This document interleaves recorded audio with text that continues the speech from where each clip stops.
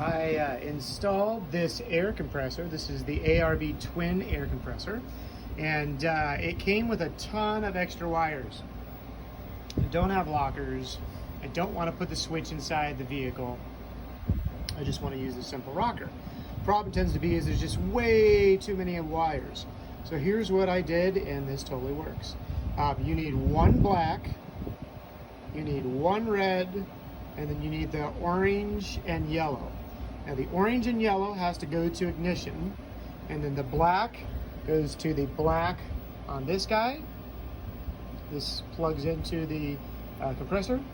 Black goes to black, and then the red goes to the purple. And that is literally the only wires that you need. This makes it so that it only can be turned on when the car's ignition is turned on. And that is pretty much it. So I'm gonna get everything tightened up here and looking good, and then I'll show you what everything looks like at the end. Well, I have this all hooked up now. So when I touch this button,